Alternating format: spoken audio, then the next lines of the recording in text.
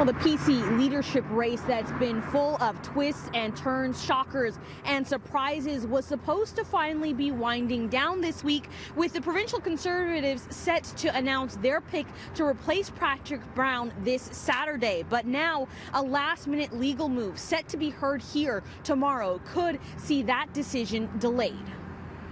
It's the most undemocratic, position I've ever heard from a party.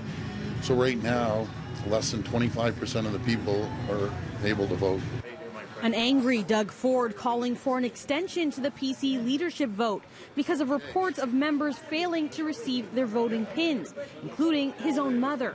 My own sister still has yet to receive her voting instructions, and she received the mail today, so she will not be able to vote. The sentiment is being echoed by his fellow candidate, Tanya Granick-Allen. She's one of the three candidates calling for a week extension to ensure every member can cast their ballot. That extra week would afford more people to receive those voting materials and participate in that process. It's something the party has refused to consider, and that's why now legal action is being taken. The only alternative at this point is for a court and a judge to intervene and to grant an injunction. Lawyer and former MP John Nunziata says he's received calls from members who've been unable to vote. And that's why his colleague Jeffrey Radnoff is now preparing documents to be heard by Superior Court at 9:30 a.m., just 2.5 hours before the voting is set to end.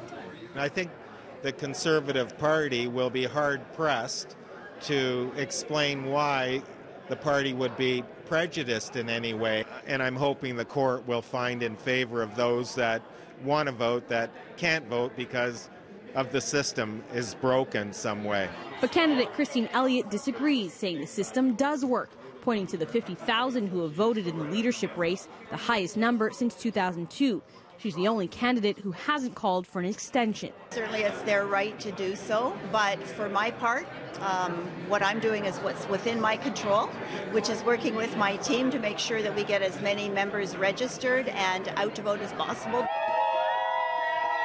Meanwhile, candidate Caroline Mulrooney, who has called for a registration extension, took to Twitter Thursday night to apologize to members, saying, "To those who were unable to register, I'm sorry. Through no fault of your own, you were unable to participate, and that's not fair. You are and will always be part of this PC family. Let's stay united on our collective goal, firing Kathleen Wynne come June."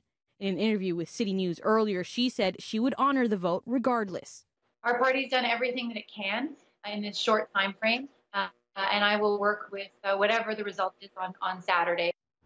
Now, the registration deadline has come and gone. That was at 8 o'clock tonight. Voting is still open until noon tomorrow, and the results were set or are set to be announced Saturday. But of course, all of that could change depending on what a judge might decide here at 393 University tomorrow.